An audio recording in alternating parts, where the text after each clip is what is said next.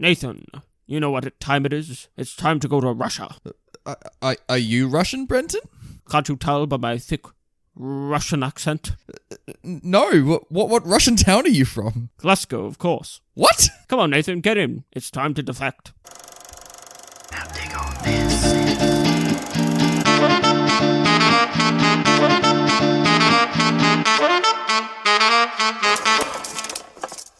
So, it's come to my attention, listeners, that my Sean Connery actually sounds like Admiral Akbar.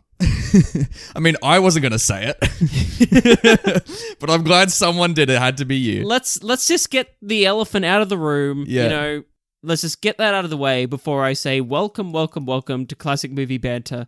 You know, that podcast where me, that dude Brenton, and that other dude over there, Nathan. Yeah, hello. We talk about films that are 20 years or older, 20 years, and we tell you whether they're worth still watching today or whether they're worth putting in a dormant Russian sub and letting it sink to the bottom of the Pacific. Oh dear. Oh no. That sounds very on theme for an older movie we're talking about today. How you going, Nathan? I'm going so good. I'm so ready to talk about this episode today of The Hunt for Red October. Because, you know, Renton, I love Russia, and I love spies, and I love Russian spies. There's nothing more I love than a good submarine, you know what I mean? It's great, you know? We all live in a deep sea submarine, I think is the lyrics of the Beatles song. We all live in a yellow submarine, we do, but in this case, we all live in a comrade's comrade submarine, I don't know. The Vineyard, yes. What a joke. All right. Guys, The Hunt for Red October was released in 1990 and it was directed by John McTiernan, who also directed something we've reviewed on the show, Predator. Really? I didn't know that basic information. And he also directed Die Hard. Wow. Well done. No, what a track record. I mean. Yeah, what a track record, you know? And so he must have thought, you know what, this Tom Clancy novel, I'm going to adapt this and I want to go down to the depths of the ocean with the Russians and the spies and the CIA and Alec Baldwin and, you know. Do you reckon he pulled like a Jim Cameron where like he just wanted to go in a submarine so he just based a movie around it? You know how he made like that like Atlantis movie or whatever, or like the Mariana Trench? Yeah. It was just like, I just want to go on a submarine. And so like some writer was like, well, this book has a submarine. He's like, great, let's do it. It's even like with the cast he assembled, he was like, you know what? Who can hold their breath the longest? That's the audition room. I like James Bond. Sean can be this part. I like Darth Vader. You know, I like Star Wars. James Earl Jones, what's he doing today? I like fucking... He's just going through his DVD collection going, I like this actor. They're in it. I like the Rocky Horror Picture Show. You know, let's get Tim Curry. Beautiful. Let's get Tim Curry to play a Russian officer. It already sounds like you're well within the pitch, Brenton. So do you mind pitching me then The Hunt for Red October? I'd love to. Can you pitch me the movie? Guys, sit down for this one because it's going to be a hell of a movie. So basically what I'm thinking is for this story is that we start off and there's this new Russian sub that's so high tech that they've figured out to funnel water through it so that it's fucking silent. Wow. Brenton, what an innovation. Pioneering. And who do they put in charge of this vessel? Well, of course, everyone's favourite Sean Connery. Yes, the most Russian man in the world, apparently, Sean Connery. Sean Connery plays this Russian Russian officer, a naval officer, who takes control of the Red October, which is what this high-tech vessel is called, and he's given orders which suddenly he decides not to follow. Yeah. And there's some intrigue as to where his allegiances lie. You know what I mean? And we're not sure. Is it because, Brenton, we're in the middle of the Cold War? We are. That's an important fact. Thank you, Nathan, that I forgot to leave out of my pitch. This like the PA just like sliding notes at the desk like, Hey, yeah, I actually looked up to see Nathan and he was waving his hands frantically and mouthing curse words at me. You skipped over 5 PowerPoint slides. But in the meantime, as we're not sure of where Sean Connery's allegiances lie, we also are following a CIA agent played by Alec Baldwin, who's an analyst, who's got no field experience, as we're told 20 fucking times. Yeah, and, if that wasn't clear enough. But is he maybe the only one who can save the day? Well, not quite. He's the only one that understands who Sean Connery is. He's the only one that's seen all of his performances at James Bond. And so he says, you know what?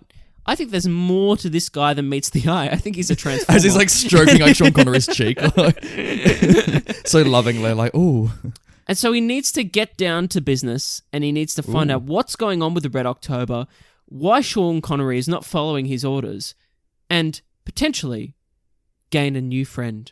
He sounds like he's in like HR. He's like, what's going on in this business? He's like, But also, like, you know, he either needs to make a new friend or it's all out fucking naval warfare. You know what I mean? It's true. Tensions could never be higher. The missiles are coming, but we don't know where they're coming from. No. But something's coming. As Jesse Eisenberg says in Batman v Superman, the red capes are coming. Nathan, what do you think of this movie?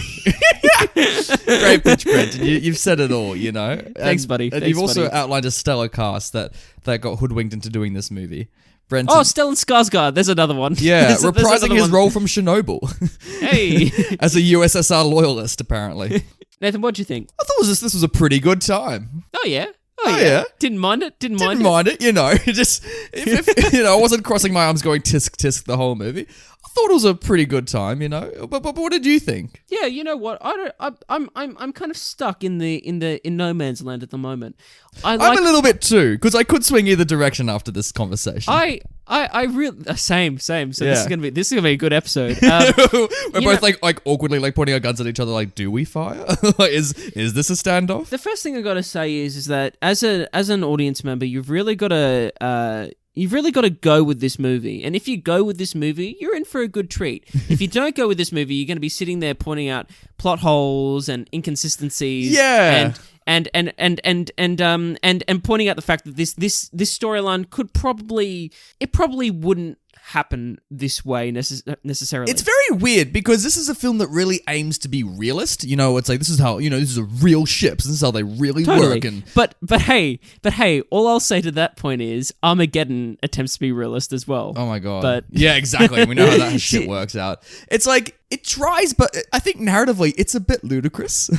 Yeah, it definitely is. But the reason I brought up Armageddon as well is because I think if you go with it, you're gonna have a fun little ride. I like to look into like the Bourne movies, you know? It's like it's a bit silly, even though it's trying to be really serious. Like this movie feels like such a dad movie, doesn't it? Like, it absolutely Jesus is. Christ. We should have done this for Father's Day. Absolutely. The only reason I knew about this film, and I'd never watched it before, but was because I remember in our movie collection when I was growing up, this was one of the VHSs that was there. You guys had it back in the day. We had it, and I never watched it. I'd always saw it there, and I was like, "What's because it said on the VHS for dads?" And you're like, "I'm not a dad yet." Well, I was like, "What's this dumb movie about submarines?" You know what I mean? Because like I think as a child, like especially like a millennial, you know, you're born in the 90s, you know, submarines just aren't cool anymore. You know what I mean? What? Submarines aren't cool? Well, when there's other options such as like fucking Star Wars and even like something like Top Gun, that, you know, like flying a plane is more interesting than being in the murky depths of the ocean listening to fucking pings and going, oh, it could be an enemy, it could be a missile, but it could also be a whale. Let's be quiet for 2 minutes. It could be something exciting. Like, here we go. So that whole kind of notion of tension never really appealed to me, I guess, as a kid, but it kind of appeals to me here. I still have fun with this movie in patches. Like, did you feel tension? Was this like a very like on your edge of the seat, like, whoa, look at both sides of this, biting my nails? No, I never felt that. I like the thing I had a brief moment where I was doing that. Really? Yeah, like right near the end when it was like climax. Yeah. Actually, there was a moment... Because it could go either way. Well, there was one moment that surprised me, is what I'd say. There was one moment that surprised me, but the rest of it I was it at the start of the film when you realised how young Alec Baldwin looked? It generally took me like 2 scenes to be like, oh, wait a minute, that's Alec Baldwin. Oh, I knew it was him straight away, but again, like I said, my heart was pounding. I nearly had a heart attack. I was like, oh, Brenton, there he is. Calm yourself down. But once the film started, actually, and I put my pen down, I wrote down one plot inconsistency at the start. Like it was one of the first scenes, and I wrote it down. And I thought, you know what? my hands are going to be very sore after this film if I keep doing this. So I'm just going to put this down and I'm just going to enjoy myself. And that's what I did. I guess it's probably more for like spoilerish kind of territory. But yeah. But you should know going in. The plot's a bit silly. It's ridiculous. But and there's so many like, we got like a 1 in a billion chance. It's like, I took a chance on this. I took a chance on that. And it's so weird because you see all these different levels of like government agencies working together, and it's nice because it's very rare in a spy film that I've seen that you see all the agencies, like there's no assholes in any of them, just all of them are like working together, common goal, which is lovely. But because it goes through so much rigor and teamwork, it's weird seeing them, we'll take a chance on this, we'll take a risk on that. It's like, yeah. But let's talk about this technically, I guess. In terms of pacing, I feel like the first act I think the movie gets better as it goes on. I agree. I think the third act is really, really fun. And it's actually fun. Like, it's not just like, everyone gets a little bit like, well, I think all the actors get excited that they're near the end of the movie. They're like, fuck it, let's just like go loose. Totally. And you know, there is some built intrigue in that second act as well. It continues to build. The first act's the weakest because it feels very slow. Also convoluted. That's it. Like the reason it gets all the characters together, it's like, this is what's drawing you together. It reminded me a lot of The Day After Tomorrow, where there's like 5 different scientists all working out the same shit, and you're just like, just get to the motherfucking like tsunami. Like, come on. It's an interesting comparison actually between The Day After Tomorrow, because one of my notes actually says that, will I watch this film again? No, I won't. But how many times have I watched The Day After Tomorrow? I've watched that movie like 4 or 5 times. You know what I mean? Like, it's and that's a bigger mess than this one. Exactly. But I feel like that film's pacing is probably a bit more on point in the sense of like accepting the silliness and moving forward. Like you said, the convolution, the elements at the start of the film that are convoluted kind of bore you a bit at the start. And there's a few scenes that really get you on board. And there are some good scenes at the start, don't get me wrong. But once you're in, you're kind of in and you choose to go along with it. So if you get past that, you can have some fun. Do you think it's dated? No, I thought this was surprisingly well shot. Like, I thought it was I was surprised too. Quite good. There are some CGI torpedoes. Yes, that are questionable. Yeah. As well. But I think all the sub stuff holds up because I think it looks like models. I think they did just get like a model and just put it in a tank. It looks great. Yeah, it looks great. In saying that, when there's shots with torpedoes flying, in the same shots they'll feature like subs, like doing turns, which and was not a good decision. But in saying that, the subs look really good. In those moments. Yeah. But juxtaposed against the torpedoes, it really points out. And it's funny because even like the old like technology in the subs don't bother me because like also most submarines are very old that are still in service, so like I imagine the computers are still quite outdated. But like it doesn't really feel that, and also because it's a Cold War movie, you're like, oh, okay, you're in like I'm gonna look at this like as though we're in the 80s right now. So like it doesn't really disorient you, and like you said, I think it's beautifully shot, also like expertly directed. There were some frames I thought were quite lovely. I agree, and in terms of like the screenplay and everything kind of coming together story wise, like I said, it's a bit of a mess, but artistically, there's some interesting choices, such as the representing and showing the 2 different languages that are spoken in this film in terms of English and Russian. This could be a bit game breaking, couldn't it? So it starts off and the Russian characters were all speaking in fluent Russian, and I was like, and there was no subtitles, and I was like, wow, they're really sticking to this. And then there's a point in the film that they make an artistic choice, and it's quite a good one, I think, in the sense of like to get around it, that the characters start talking English, even though they are, if we weren't in film world, they would be speaking Russian. Yeah. And so it makes these moments, especially when English and Russian characters are in the same scene, that you can see that the actors are acting like they can't understand what the other actor is saying. Exactly. Which is interesting. Which is so silly. I thought that was an interesting choice, and also very artistic for a film that's kind of silly in a lot of ways. So it good is. on them for that. It's a bit ludicrous though how like it's still you don't even hear the Russian accent when they speak English. It's like agreed. Like, especially with Sean Connery and his Scottish accent. I'm like, and he's talking about like the loyalty to the USSR. I'm like, mate, you're the most Scottish motherfucker alive. It's like it's a bit silly. I agree. I can see why it'd be silly, but at the same time, it kind of works because they acknowledge the silliness when they talk fluent Russian at the start. When they were talking Russian, I was like, Sam Neill and Sean Connery, like, what? Speaking fluent in the Russian, same like, film? How? As Russians? No less? So I thought it was an interesting way around it. Does it negate the fact, like you said, that it's very obvious that you've got Sean Connery and Tim Curry in a scene, one speaking in a British with a British inflection and the other one speaking with a Scottish inflection. No, it doesn't make sense. But and it didn't ruin the movie for me. No, it doesn't exactly. Yeah, but like it's still very weird. But you know what? You're willing to forgive it because they got Sean Connery as the lead, who's amazing. And I think better in here than he is in the Bond movies. Well, yeah, I agree. I like old Sean. You know what I mean? I like old man, dark Russian Sean. He really suits this character in a lot of ways. He does, and also we have to acknowledge his beard immediately.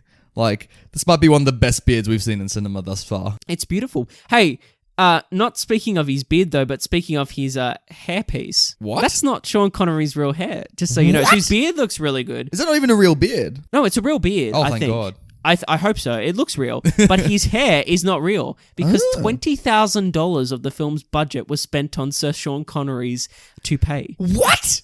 $20,000 for a toupee? Yeah, but isn't he's like wearing a cap for half the scenes? What are they even doing? Hey mate, it looks convincing. That's all I'll say. I didn't notice. Jeez, how do you spend $20,000 on hair? In saying that, I should go back and rewatch it because I'm sure I would notice it now that I know that. Yeah, now that you know, you're like, wait a minute. And maybe that's why he was wearing caps for most of the film because they were like, mate, we're gonna cover this. I know it's $20,000, but mate, like we can't show this thing. No. Like, and you know what? Like he looks great as well, not just with the hair, but also his coat. Man, he looks so cool. Just as this like boss USR agent, you're like, man, they look so cool on this submarine, you know? The US are like caps, you know what I mean, as well. Like when they go outdoors and you see their fur kind of lined, they're kind of like berets, you know what I mean? Oh like yeah, like the little things, yeah. They look warm as well. Oh. You know what I mean? They look classy. They're very, very, very cool. How did you feel, Brenton, about there being no women in this movie? It became apparent to me. I actually wrote a note at a point about 20 minutes into this film that I was keenly aware that I actually hadn't seen a female character apart from one scene at the beginning. Actually, no, two scenes at the beginning, which featured extras saying a couple of lines. And yeah, man, I really noticed it. It's weird. It's really weird. I was like, wow, this is the first film I've seen in ages that has featured virtually no women. It's like they're non-existent in this world. It's just bizarre because obviously even in the 80s, women still had roles in this industry and still did things. So it's really bizarre, and I'm not sure if that was an artistic decision on the book that this is based on or the movie where they're like, oh, this is for men. This is the men's action thriller hunt with the gun story. Or if it was misogynistic in that way, or they didn't choose. Because, for example, if they made this movie today, Brenton, for sure, they would have gender swapped some characters. Like, I reckon because it'd be weird. That little bit of the movie I don't think holds up that well at all. It'd be interesting to read the novel and see whether it was just... Turns out it's an all-female cast in the book. No, but it's just bizarre to me that there's no women in this world. Like, there's no... Yeah. Even if the excuses are, this is the 80s and this... and the... Well, when is this film set? I don't know, I think the early 80s or something like that. Yeah, so... We do get that text at the start that tells us a lot of it in the most 90s text you could ever get. Oh my goodness. Jesus. All that exposition at the start. Oh my God. Which I've already forgotten about, and thanks for reminding me. There was something else at the start I want to talk about in spoilers that just distracted the hell out of me, and that's when I realized I had to put the pen down and not write. Silly. No, I'm not here to nitpick. Don't point it out. Don't point it out because you'll be here all day. You will be here all day. But yeah, I don't know. Obviously the women thing was distracting as well. I did like that when I was reading about this movie that the facts made a point that a lot of the actors were trained from the military to be in this movie. James Earl Jones was in the military, and Sean Connery was in the military at one point. But in saying all that, it doesn't really need to pay off in this movie. You don't really see the war-torn veteran thing. I like James Earl Jones in this movie, and I think he does a great job. But I agree. I don't think this movie is that intelligent insofar as what it says about the military or its practice or about the Cold War or any of it. But it's not. But at the same time, Nathan, I'd say it's not trying to be intelligent either. No, I think it does feel quite light. I think it's trying to be convoluted and it's trying to be gritty at the start to establish, I guess, its world. And obviously, this really kind of.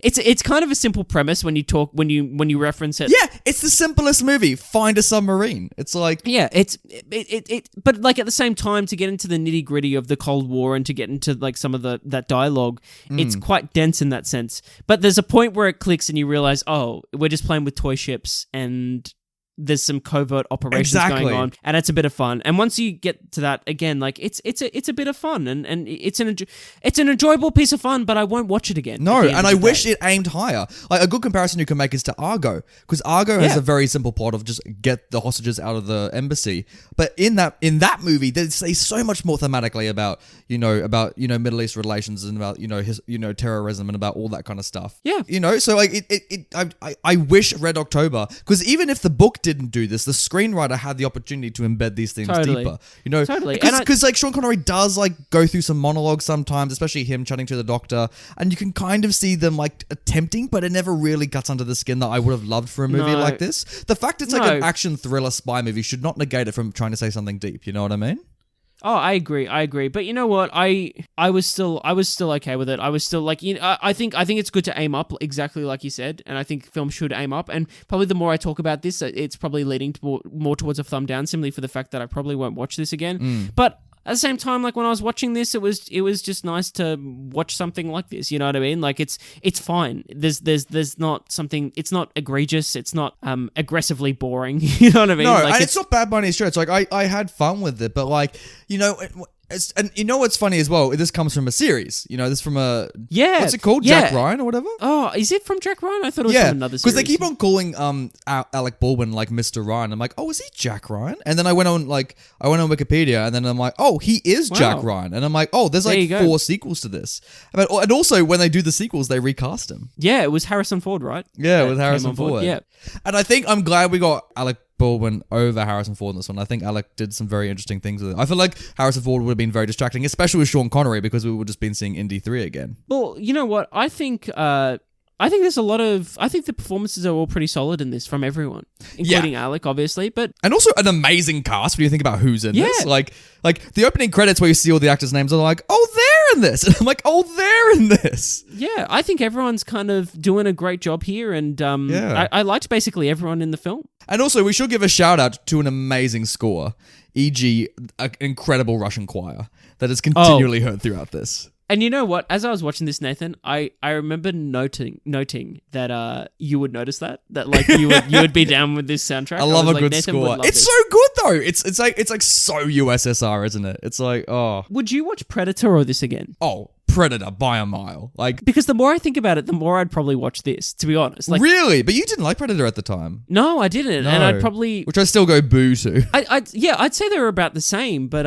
I think I could get more down more with this, but I don't know if I'd slog through the start again. I reckon I'd just fast forward 20 minutes into the film and get to it. I feel like the best version of this kind of story about it's a tense moment of warfare. I would probably recommend Eye in the Sky over this, a 2015 film with I think so, it's 2015, with Alan Rickman and Helen Mirren. Right. Eye in the Sky is amazing. It's one of my favorite films ever, and it's about them organizing a drone strike in Africa, and it's it's got way better tension. It says a lot more about warfare, especially in a Cold War-esque kind of time. So watch Eye in the Sky over this. Is it still a fun film though? Like, is it still kind of? Oh, it's Alan Rickman. I think it's like his last performance ever, and he's like cracking jokes in it. Like, it's a good time. Cool. Yeah, but also genuinely tense. Like you're holding your breath the whole film. So like I'd watch that easily over this. Yeah. Is it even your favorite submarine movie, Brenton? Is it better than Atlantis? Is it better than Steve Zissou, The Life Aquatic? I don't know. It's probably one of the better submarine films I've seen. Like, I haven't seen many in saying that. Have you seen those two? Have you seen Atlantis or The Life Aquatic? Wes Anderson's one? I haven't seen The Life Aquatic. I've seen Atlantis. Oh, okay, good.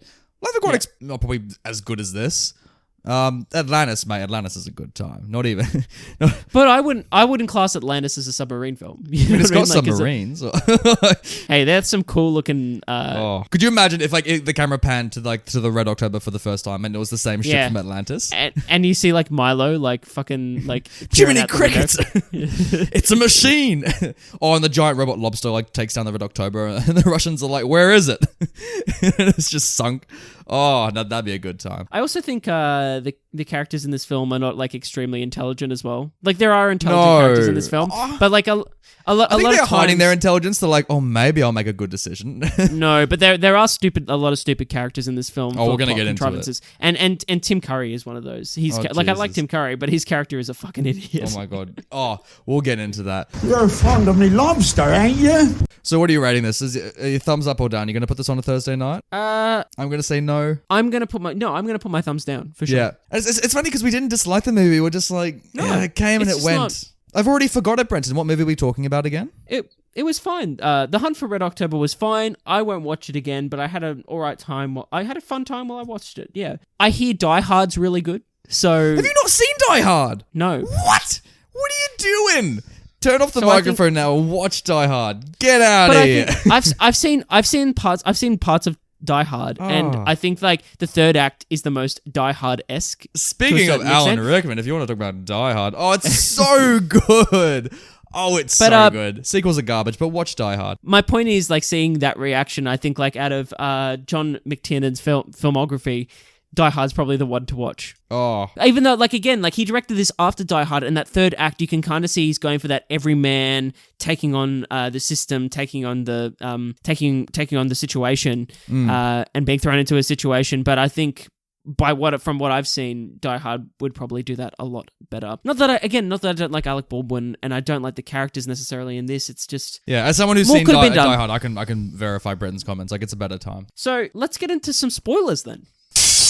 You spoiled it. What? The movie. Oh. So, I just want to start off this spoiler section. I feel like you're loaded and ready to go, Brenton. Yeah, I want to start off by saying my first few notes that I wrote down at the start of this film, and it involved the plane scene at the start of the film. Thank you so much, because the whole time I was sitting through there going, why the fuck is he explaining to an air hostess what turbulence is? No, yeah, totally. So this is when I realized I had to put the pen down specifically. Oh, that wasn't your pen moment? That was my pen moment. Oh, good. That's when I was like, oh shit. So that wasn't even the first thing though. So the first thing in the plane scene was that the air hostess goes up to Alec Baldwin and he says, you know what, mate, this flight would go a lot quicker if you just went to fucking sleep. Jesus! This whole scene is awkward as hell. I literally wrote, what a fucking rude bitch. Like, to go up to someone on the flight. Could you imagine you're on a plane? Who does that? And the air hostess comes up to you, she's like, you know what, you should sleep. It's like, how rude! It's not even before the flight takes off. And like this condescending like tone of like, you know, the plane trip would go a lot quicker and I wouldn't have to work as much if you just fucking go to sleep. Oh. And he's like, oh, I don't sleep because of the turbulence. And then she literally says, what the turbulence? What's turbulence? Which is ridiculous on so many levels. Hilarious. Also, she chooses to say this to him when you can clearly see Alec Baldwin's a bit upset. Like, he's not having a good time in the seat. And this is what she says to him. But how the hell does she not know what turbulence is? But also, if this is a moment where the screenwriter's like, oh, we'll explain what turbulence is to the audience, no audience should have to have what turbulence is explained to them, even in 1990. And there's so much explanation going on because it tells you it, and then it shows you it because we pan down to the fucking his little fold out tray, and it starts like shaking like really fast. Like, and I'm like, holy shit, what are they flying through? And if it's shaking that much, shouldn't she have been ordered to sit down? Like, doesn't the pilot call out like, hey, we're going through some pretty rough turbulence at the moment, because the hostesses should know what that is. Might want to buckle up. But it's so weird as well because it never pays off in the movie. Like, you see him go in that smaller plane and like he gets even more turbulence. But it does, Nathan. But here's the thing, even when they like dangle him from the helicopter and he goes through that whole ordeal, when he finally gets on the submarine, he's fine. And you could argue that like him being like shook around at the edge of a helicopter is way worse than going through turbulence, and yet he's fine at the end of it. It's also funny because he explains pretty well what turbulence is, like even probably too specific what it is. This is the stupidest thing in the movie. And she gives him this other like sarcastic, bitchy look, as in like, well, you just keep telling yourself that, buddy. Like, it's like she doesn't even believe what he's saying, and then she just kind of smirks off. But then what's funny about it as well, like you said, it's almost like it's trying to make this metaphorical comment on his character that like he needs to go beneath the waves or something, you know, where the ocean's still, you know, and the submarines, you know, don't get turbulence, so, you know, and that's where he's at his most calm. And then the other thing is like I don't sleep is like this whole thing with his character throughout the film. And then we go to the last scene, which is also on a plane. Jesus. where it's revealed that so weird. That he's finally done it, you know, he's finally completed his mission. This is his character. He can finally sleep. And not only does he sleep, but he sleeps on a plane. Wow. And then it obviously pans over and it shows his little bear as well. Well, I think Dolly's. Why has he got a teddy bear? Because it's established at the start of the film, and his first scene with James Earl Jones, it's established in that scene and this scene with his daughter at the start that the daughter's got a koala bear plushie, and he's like, oh, Stanley, is it referring to him like it's someone to whoever, like the head of like the CIA, who's James Earl Jones. He says Stanley is in like it's someone he should know about, and of course the head of the CIA goes, I don't know a Stanley. Geez, I'm supposed to know everything. Who's Stanley? He says, oh, it's my daughter's teddy bear. And James Earl Jones goes, okay, so let's get down to business. I'm like, enough job. He's like, oh, he's just spitting off Darth Vader great hits just towards Alec Baldwin. So hence why the bear comes back at the end. It's like because it's tying in the fact that he finally gets to go home and he can finally sleep. Honestly, to be honest with you, I forgot about the bear and I was so confused about the bear, and I just thought like, oh fuck it, I don't even care why the bear's there. At the end of it, I'm like, it's such a weird place to end the movie as well. I'm like, that's your final shot. Like, at least with Inception, when they woke up on the plane, like it like paid off because you knew there was like a whole thing. This is just like, sure, like. It's just there, you know? I feel like they just threw it in for the sake of it. Can we talk about Sean Connery's first scene with I think it's like the political advisor that's Putin? on the guy who he chokes, like, who is called Putin. Exactly. Jesus. Exactly him. I'm like, well, that was well timed, wasn't it? There's a message in here somewhere. Now, I just have a question for you in terms of what you took away from that scene initially. Did you think that Sean Connery took him out because he was defecting, or did you think that Sean Connery himself was like defecting? Because I was really confused by that because it took me a while to work out. Oh, okay. Because Alec Baldwin tells us at one point, no, Sean Connery wants to defect. But like when he's like chatting to like the doctor, like not the doctor, to Putin, like Putin's like, oh, we got the 2 keys and we got to carry out our plans. But it was never really clear what the plans were. And so I'm like, are they meant to be attacking the United States? I thought they were just going to like sneak in, prove that they could sneak past the US and then sail back to Russia, being like, yoo-hoo, we got a good sub. Well, it was just an interesting moment because I was a bit confused at first. It's because the film's trying to like confuse you into thinking, oh, what's Sean Connery to do? Is he actually defecting, or is he literally going in to attack the United States? Or like once Alec Baldwin says it and every other character believes him, it's like especially that joint of staff meeting and when he's like, no, but then it tries to retcon that again because it tries to like when the Russian finally go to the American president and say, hey, this guy's gone AWOL and we didn't want him to, but he's going to attack you.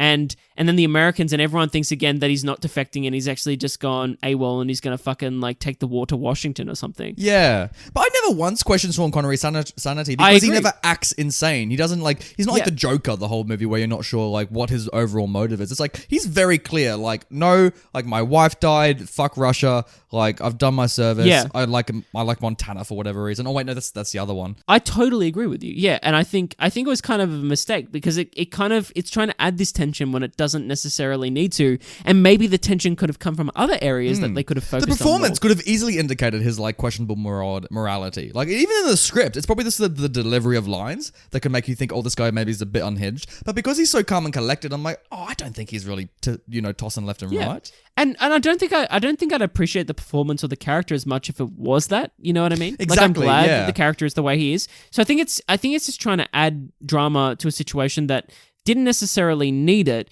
and it would have been. And like, yeah, it's cool that the Americans are always questioning like Alec Baldwin because they don't see he's Sean expendable Connery. as he's reminded so many times. Like that makes sense, but seriously, when we go into the final act and again, it's like, oh gosh, what's going to happen? And then it's just a piece of information that we, the audience, weren't given. It's just a bit, oh, okay. The one thing that surprised me that I mentioned before, because nothing was really surprising because of the issues we were just talking about, but the thing that did surprise me was when the cook was the fucking. Oh my god, where the fuck did this come from? Because you meet the cook once, like right at the start of the movie when like, you know, Putin gets choked and like Sean Connery's like, oh, he slipped ? And you're like, he was so obviously murdered, and like he fucking burned the note. Wouldn't you have seen like a burnt letter and like a dead body and gone, maybe he didn't slip on his drink. And then like the fucking cook is like dragged in and Sean Connery's like, oi, can you witness me taking a key? It's like, you already had like 3 people in the room. Why did you need the cook? Well, what's interesting is that he brings the cook into it, and the cook's the one that kind of double crosses him at the end. But the cook's there, and Tim Curry's there, and Tim Curry's asking all the logical questions that you just asked. He's assuming. And then Tim Curry, it's like he just fucking forgets it, and then carries on through the film like a loyal advocate of Sean Connery. Yeah, they even lock him out at one point, but he seems to be okay with it. But it's the film trying to build up this tension of like, oh, is Tim Curry going to turn against Sean Connery because he is loyal to Russia? But then it's like, no, it's the one cook character that he called in to watch him take the key for no reason. Because also when the cook starts shooting, you can't really see who it is. Like a good couple minutes pass before you work out what character it is in that fight scene. Totally. And when it revealed it's the cook, I laughed. I was like, too. What? And also because you never work out why, you just presume he's like some USSR loyalist. But like... And he's just, and what a stupid scene as well when he's fucking crawling around the submarine trying to shoot Alec Baldwin, like, oh. But the whole film, there's a certain thing that Sam Neill's character keeps bringing up of like, you know, there could be a mutiny because like people will put 2 and 2 together. The cook has put 2 and 2 together and has even gone so far to put his life on the line to stop the Americans and to stop Sean Connery and to stop this from happening, to sacrifice himself to blow up the sub, and yet... He didn't tell any of the other crew members. Why is he one-man arming it? Like, clearly there's loyalists on the submarine besides you. Exactly. Like Tim Curry, who also saw the key situation. You could be like, I don't know, Tim Curry. Maybe he was worried he was going to be thrown he was going to be taken to Moscow and be thrown in prison for questioning his superiors. But even if they did question the superior, even if they went to the superiors didn't know that Sean Connery had murdered their political advisor that was on their sub. So if Moscow found out about that, which, you know, they end up finding out because Sean Connery wrote them a letter for some reason of his intentions. Which is so stupid. Which is never explained. And every character's just like, why did you do this? Do you reckon that at the end of the movie when Tim Curry goes to America, do you reckon he like gets a new name and he ends up being like a hotel concierge in New York? Absolutely he does. Could this be tied into Home Alone 2? I definitely think so. That would explain so much of that movie. It'd also be funny if it was like a prequel to like the Rocky Horror Picture Show, and maybe just because if he's like conflicting loyalties or whatever in his like new life in America, he decides to just like cut loose and become a sweet transvestite. Oh, that'd be amazing. Just like throughout Rocky, he's getting like flashbacks to Russia. Yeah. He starts this like alien cult like in the United States. Oh my God. It's just like... That would be amazing. It's like, wow, this really did happen. It's like, because I was thinking as well, you could tie this even into like A Few Good Men and Top Gun. Like you could set them all in the same universe, you know? Totally. Oh, you could easily see just it's amazing actually that Tom Cruise wasn't the lead in this, because this feels like a very Tom Cruise movie, especially with every character kissing Alec Baldwin's ass. They're like, oh, it's got to be you, Alec Baldwin. And it's like you got to steer the submarine, Alec Baldwin. It's like you got to take the gun and shoot the guy, Alec Baldwin. I don't necessarily agree that they all kiss his ass. For most of the film, they all just think he's a bit of a pushover. But in that last scene, it's like he can speak Russian. He's our boy. Yeah, like, Jesus. It's like he has this weird relationship with Sean Connery as well, because there's a scene where like Sean Connery and his actual boss are both giving him conflicting orders, and you can see him going like, oh, should I? And he's doing a bit of like a head spin. He's like, oh, is it this or is it that? I've just got a few funny lines that I just wanted to point out. Oh, there's some good lines in this movie. Some funny lines. One is so when the Americans are trying to get their sub to surface towards the end, after they've done like they pass in front of the torpedo, and so the torpedo doesn't hit the Red October, they then start trying to surface really quickly, and one of the lines from the Americans is, "Come on, Big D, fly." Jesus, it's like you could so tell they knew exactly what they were thinking. Oh my goodness, it was so funny. And then it shows this like really phallic shot of the front of the submarine like protruding out of the ocean. Oh my God, as it's the most sexual shit you've ever seen in your life. Come on, Big D, fly. Oh, they're just trying to get it up, you know what I mean?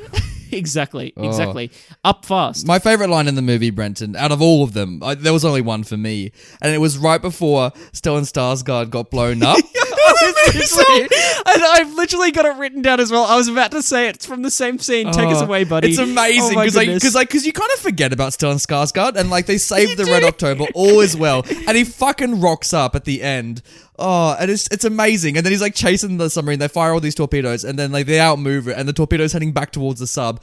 And right before they blow up, they try and do like a Peter Cushing moment before the Death Star explodes. He's like, living our moment of triumph, all that kind of stuff. But instead of that, they have some random like naval officer walk up to Stellan Skarsgård, and he says to him in the most genuine way and the most American voice, despite the fact he's Russian, and also the most like nonchalant way as well. Like, it's kind of aggressive, but it's not like something you'd say before you knew the end was coming. You know what I mean? It's a second before death, he just spits out to him, "You arrogant ass, you've killed us." And they blow up. You and arrogant it's so ass, stupid. you've killed us. Oh, it's great. It's so great. Easily the best line of the movie, and it's so good. And I'm like, okay, 5 stars. Well done, movie. It's so good. It's so good. It's one of my favorite deaths in the movie. Like, were you sad when Sam Neill died? Were you like, oh no, he can't go to Montana? I was. Oh, you I were? was actually. There you go. I'm not sad. Brendan's not sad. still crying now. I was just. I can't get over it. Oh no! It was such a nothing death though, and it was like referencing their little scene that they had going on, which I thought was like Sam Neill was gonna like double cross. I should have seen that coming. You know when a character's like, "This is the last mission" and all that kind of shit. I should have seen that coming because it was so obvious. So in should have I. Yeah. But I thought that the setup scene for this scene when they're in Sean Connery's quarters and they're talking about their personal lives or whatever or their plans, like when they get to America, I thought that Sam Neill was looking shifty and he was gonna like cross him maybe, and then it was pretty clear that he was pretty loyal. Whatever, but it was the reason that scene's there. So when he dies, there's some like emotional resonance you're meant to feel, and you don't. Like, I liked Sam Neill in this movie. Don't get me wrong, I liked his character, but it wasn't to the point of I was like, oh, Agent Coulson, no, you know what I mean? Yeah, like, it was nothing like the Avengers. It's like, oh, I wish. And you know what? I was getting a lot of Avengers imagery from like the helicarrier. So was I. Yeah, especially when that yeah. plane crashed as well on it, and they're like, oh fuck, looks like we got to take the chopper. But Brenton, why did that plane crash? I was so confused by all that. I've got no clue. Yeah, I've got so absolutely weird. no clue. And then they got to like dangle Alec Baldwin, which I think actually is probably one of the best scenes of the movie. Yeah, agreed. Especially when he knocks that guy at the top of the submarine, he just sends him flying, and you're like, oh shit, like they really don't know what they're doing here. Like, I know. And then Alec Baldwin's like, all right, I'm in. And he goes into that freezing water, which he had like 4 minutes to live, which is kind of glossed over. Yeah. Like once he goes into the water. Also, like the setup line for that is like, you've got 4 minutes to live. Like if you have to go in the water, if something goes wrong, you know, make sure you got the safety equipment. And you're like, yeah, I wonder if that's going to become relevant movie. Oh my God, Jesus, the most Chekhov's gun if I ever saw one. Like, oh. But I love it. I still enjoyed it. Like I still had fun. Brenton, we said this movie was beautifully shot, and we said there was beautiful cinematography in this, but we would be remiss to not talk about probably the worst shot of the movie. And it's what is that? And it's right at the end when they decide to when they decide to hide the Red October in a river. And you have Sean Connery and Alec Baldwin standing at the top of it in this river, and it's the most fake, like them in a studio with blue lighting. Yeah, absolutely. With like green generic river seen. background. It's terrible. Horrible. It doesn't look good. Horrible. But I still kind of enjoyed the scene. I was like, this is still fun, you know, for a final scene of like the two main characters. But yeah, the visuals themselves, oh boy. Oof. Not a good time. Not a good time at all. Do you want to get into some special segments? I'd love to, Nathan. Special segment. Ooh, so special. Now, Brenton, do you reckon that the Hunt for Red October would be a good theme park ride? I wasn't sure at first when I was thinking about this, but the more I think about it, the more I think it could. You know, water rides are a thing, and I was thinking about actually Superman Escape from our hometown on the Gold Coast at Movie World. And at the start of that, there's a point where you're like coming out before this roller coaster like bursts you off into the. We got to get out of sky. here fast. Yeah, but when you're going through the train passageways, you see like this waterfall like go down the stairs and go into this grate on the floor. And I was thinking it'd be cool to have like a submarine ride where like maybe the submarine's been hit or something and you've got to escape before the sub like fills up with water or something, or you're in like a naval battle with another one and there's like, you know, there's cracks appearing in the shafts or whatever and there's water flying at you and things like that. Like it'd be a good time, I think. I think it'd be amazing. Like I'm all for it. I can see like a shitty kids ride based on it. You know, when you're in like, you go through like a water kind of boat thing and you're sailing along a river and you got like little guns and you shoot at the targets as they pop up. Like I'd like to think, cool. I like to think of like a theme park ride like that, but you're searching for the Red October, and like you got all these other submarines instead, and you're like pew pew pew, and then you're like a little like animatronic like Sean Connery going, "You got to sink my ship," and it's like, or even do you remember like a SeaWorld, the Bermuda Triangle? Yeah, exactly. I can so see like a theme park ride just like that. I'm loving all these Gold Coast specific references, Brenton. This is one our listeners are going to get the most. And then at the end, like as you're going to like go down the final drop to like get out of the sub or whatever, it's like, come on, Big D, fly, and then you burst out right before you do the final big drop. Like, oh, That'd be great. Nathan, I've got another idea. Yeah. Would this work as a video game? Well, it's funny you should ask that, Brenton, because Tom Clancy, the author of The Hunt for Red October, the book, oh boy, is his name plastered on so many video games. It is. It is, such as, I think Tom Clancy's The Division. Yep. Tom Clancy's Ghost Recon. Tom Clancy's fucking, what is it, Splinter Cell? Yeah, Splinter Cell's one of them. Jesus. Have you played any of these games? I haven't touched any of them, to be honest with you.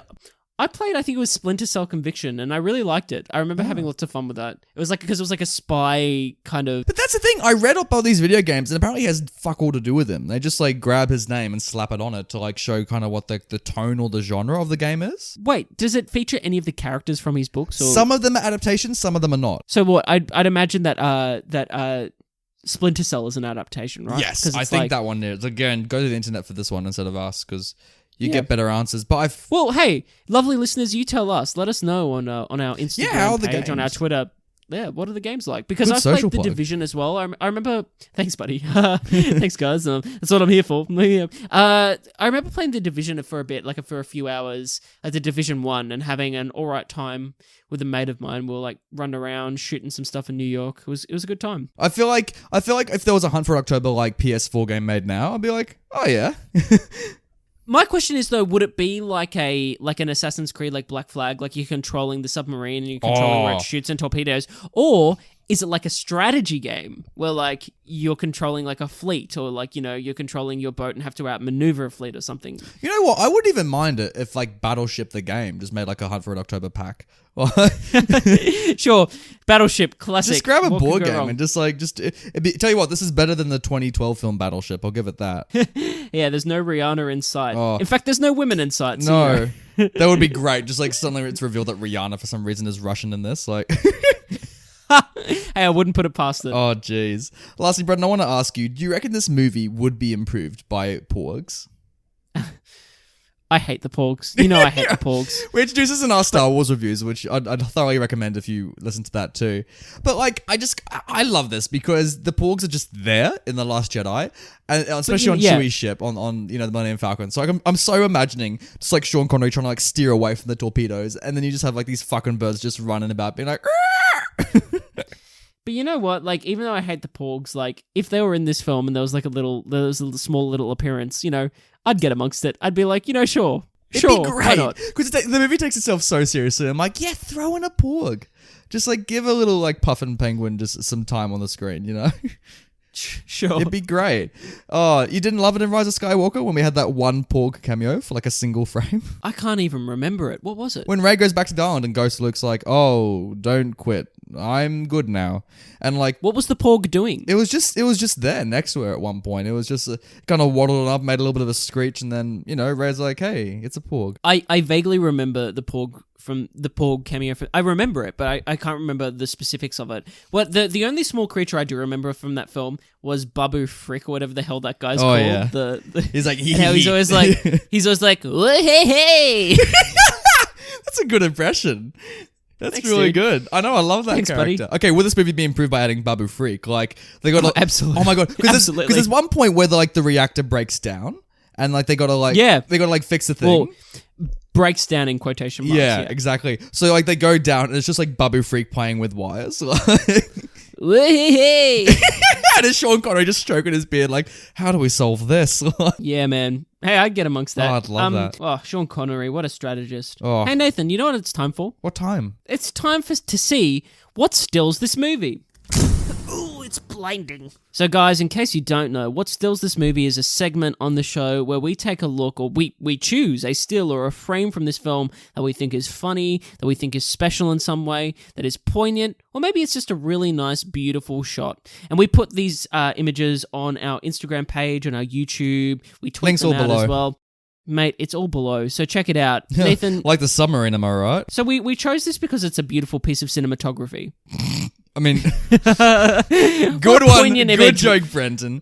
What a poignant image. It's a frame from when... It's so weird as well, this scene, because like you finally have Alec Baldwin meet like Sean Connery. They've been building up to like the whole movie. And like he walks into like the main hull or whatever you call that room where like the steering wheel is.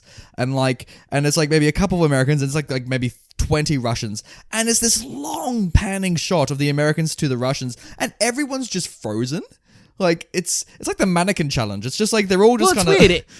It's like they weren't expecting them, but they were expecting them. Yeah. That's what's funny about it. But no one moves or says anything, and the shot goes on for so long, and everyone's just looking very serious as this is happening. Yes. But then the camera ends with this... Who is this guy as well? Because he's in the movie. Like, he plays, I think, the principal in Ferris Bueller, I want to say. I think... No. That was another character. Oh, okay. This guy's a different guy. And though that actor is in the film. He is, and he's great. This guy is... I think he's like the chief engineer on like the Russian sub or something. Anyway, and he's been caught in the act of doing something. And we never find out what he's actually doing at this moment. But he's like frozen with a cigarette in his mouth. And he's got this weird posture, this weird kind of position he's kind of... standing in. He's kind of like crouched over. He looks like what's the character? It's is it Dustardly from like Dustardly and Muttley, like the Wacky Racers, like that old cartoon. Mate, this reference is going over my head. Okay, so listeners, look up Dustardly and Muttley, the Wacky Racers. Like he looks like that guy. Without his hat, he looks like a deer obviously. in headlights. Like, and he's like smoking a dart, but like he's just so frozen as he's doing it, and he's like trying to like turn a thing as he's looking at him. Like, I just love this pose. This is the most in trouble expression I think I've ever seen in film. Absolutely. It's great. Nathan. Well, hey. Let's look at this film's poster. Banter. Yes. Let's look at this film's poster. But is it art? So I'm very conflicted on this poster. Oh, really? Because I really, really like it. But when I saw this movie in my movie collection as a kid, it didn't appeal to me. So I'm like, why didn't it work? So you're conflicted because as a child you disliked the poster, but as an adult you do? I don't even know if I disliked the poster as a child, but I obviously thought it wasn't interesting enough for me to pop in as a kid that watched heaps of movies, for me to pop this in and to check it out. I mean, yeah, there's a lot to love and a lot not to love, because like it's very basic, because it's just a zoomed in shot of Sean Connery's head with that beautiful beard, but it's all in this big red tint. Like, yeah, I think the biggest thing that's problematic with this poster is that there's way too much text. There is. I'll read it all to you for our lovely listeners, and you can find this image on our social pages as well. Links below. The hunt is on. The director of Die Hard takes you beyond the realm of danger into the very heart of suspense. From the thrilling #1 bestseller comes the electrifying motion picture, Join the Hunt. Sean Connery, The Hunt for Red October. Alec Baldwin. It's a lot of text. So much. And honestly, that just sounds like a PR release. I also love that from the thrilling #1 bestseller comes the electrifying motion picture. I feel like they should have put a quote from... Sean Connery just being like, it's shocking. Oh my god, yeah, Jesus. That would have been great. It should just been Sean Connery just pointing to a toaster being like, But that's the thing, it sounds just so boring. It sounds like it was like boiled up in a marketing room, and it's just like, there comes the new experiences that'll take you from the highest mountains to the deepest belows. But it's like, they just should have chosen one of these tags. They just should have kept the hunters on. And just leave it at that. Yeah. That's all it needed. Like, that's it. Oh, and don't just have Sean Connery. I reckon like it should have had Tim Curry looking very weird behind him. I reckon Sean Connery, Sam Neill to his side, and then Alec Baldwin's face on the other side. And I think it would have been sweet. But, again, looking at this poster now, I think it's quite good in terms of the image. Like, I think it's great. Yeah, it doesn't look like a submarine, that little thing that's poking out next to his head. No, but it does. It's the silhouette of like the bit that pokes out the top when they surface. So I think that's clear that it's a submarine. I don't know. I think it would have been cooler if we were just underwater, but like it was like black water and then just like a red submarine. I think maybe that would have looked cooler with a silhouette of maybe of similar to this, how Sean Connery's face is almost like silhouetted in the red ocean, maybe behind. Or even I don't think there should be any humans on the poster. I think it should just be the submarine in water, and maybe like some missiles are surrounding it, or like some sort of torpedoes are heading its direction, or something like that. And it's trying to outrun. You know the John Wick poster where he's like surrounded by guns, like that. Yeah. But like the submarine's like surrounded by like torpedoes. Yeah, it's an interesting idea. Maybe you should have been on the marketing team. I'll start painting now, Brenton. Let me get out the easel. And title talk. Ooh, it's the title. Did they hunt for Red October in Red October, Brenton? Mate, the Red October was hunted. Yeah, well, oh boy, was it hunted. Like, I must say, excellent title. Like, really, really, really good title. I think it's a great title. I think it's like... Because I've heard it for years as well. Like, it's a title that kind of sticks with you. Sticks in the mind. Yeah. It's kind of intriguing. The suspense in that title. You want to know what's going on. Yeah. Yeah, it's The Hunt for Red October. It's got such a good ring. Like, one of the better titles I think we've done on the show. Like, yeah, I think it's a great title. Yeah, good job, Tom Clancy. And I like the titles of the sequels as well. There's Clear and Present Danger. Ooh, that's good. There's good. The Sum of All Fears. Not as good, but I can see it. Yeah, it's good. It's good that you've also got Patriot Games. Ooh, that's good. That's good. Patriot Games. You've got that. Jack Ryan Shadow Recruit with Chris Pine. And not as good. No, a little bit shittier. Okay. But overall, it's a good crop of titles. I tell you what. Yeah. Good on you. Yeah. Good on you, Tom. Good job, Tom Clancy. But enough of the power of Tom Clancy. Okay, let's pass that power to the people. Pass it here. What? The power to the people. So, The Hunt for Red October, according to the Tomato Meter, has an 89% certified fresh rating from the critics with an audience score of 88%. Pretty good. Pretty good. Public loves Pretty solid. There you go. Including Gene Sequel from the Chicago Tribune, who liked it, gave 3.5 out of 4, and said, Clancy is known for writing difficult books, but the movie makes plausible a preposterous situation because of Baldwin's convincing low-key approach to being a film hero. Would you say that it's Baldwin's performance that is the reason that it's convincing? I think it helps. I don't think it's detrimental to it. Yeah, I agree. Yeah. I think it's everyone taking this shit seriously. You know what I mean? I agree. Yeah. Even the guy, even the dude who's like just listening out going, "Sir, I think I heard singing." It's like, wait a minute. I think that was a Russian choir under the water. Even he's like, he's Jesus. I think they were doing some good harmonies. Like, I think I heard a Gregorian chant. What's going on? Jesus. But even like he's taking this shit seriously. So like, I don't think it just rests on Baldwin. Dave Kerr from the Chicago Tribune gave it a negative review. Red October is an idealized, dreamy fantasy of life in the business world, harmless as airplane reading, a bit dull on the big screen. It definitely feels like a book you read on a plane kind of story. Totally. Totally. Yeah. I can see this fucker just sitting at those kiosks in the airports, just front of the pile, Hunt for Red October. Done deal. But it'd be funny if you did read this as an airplane book and the first fucking chapter is like, this is what turbulence is. And you're reading that on a plane jeez, you just want to... It's probably just to make the air hostesses that you've got look a lot better. It's like, at least it's not this chick. Yeah, and learning about the integral character of Stanley the Bear. TV Guide didn't like it, Brendan. Gave it a 2 out of 4 and wrote, in spite of the high level of talent on board and at the helm, The Hunt for Red October is a heavy-duty mediocrity, sluggish, unwieldy, and instantly forgettable. Sluggish? Oof. Oh, no. I don't think it's that slow. I mean, forgettable, probably. I agree. I mean, yeah, I don't think it's mediocre. It doesn't feel like a studio film. You know what I mean? It doesn't feel... I think the start of it does have those elements. It does feel a bit slow and the pacing's not as good. But it again, it's fine. It's not. It's mediocrity maybe. Mediocre. I can. Brenton knows all about that. Yeah. Oh. It's kind of defines my life. Oh no. Anyway, especially instantly forgettable. Well, yeah, I said I wouldn't watch it again. So, there you go. Avatar gives it 3 stars and says a neat and clean hunting. I couldn't agree more. Was it a neat and clean hunting? That arrow went straight through the eye. Ooh. So clean, so neat.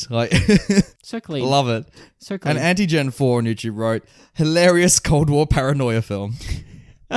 Which it pretty much is, especially the scenes where the Russian ambassador's meeting the British, not meeting the American guy, and sure. And he's like, "Oh no, we lost another sub." It's like as if this shit would ever happen in real life. It's like, oh, you're telling me that you lost another submarine? Jesus, it's like, and the guy's sweating bullets more than Alec Baldwin when he comes back in the sub. It's just, hilarious indeed, Brenton. Well, that was the hunt for Red October, guys. We're still on the hunt, Brenton. Look out. Thanks for joining us for another episode of Classic Movie Banter. Yeah. Guys, what really helps us out on the show is if you head on over to the platforms that we're available on and you subscribe and you give us a like, and even if you could give us a review as well on those platforms, it helps us out so much. And let us know what you think. Really appreciate you guys. All the dads out there, if you love this, you give us a shout out. Or even if you're not a dad and be like, this is my favorite movie. It's it's great for these reasons. Let us know. We want to hear. We'll continue the chats on both Twitter and Instagram, so say good day. Mate, continue the banter online. We love to banter with you guys. I think Brendan just loves more like, taking it than throwing it personally. Yeah. I can't give the banter. I just receive it. Oh, no, you're better than that. Quick, he's not listening. I am. Listeners. Fuck off. He's not really. Well, you know what I think it's time for, Nathan? What, Brenton? I think it's time we batten down the hatches and we get in this submarine and we take it all the way north. But Brenton, what's that I see through the periscope? Is that a giant robot lobster coming towards us? Oh no, and I'm not fond of it at all. Jiminy Crickets, it's a machine!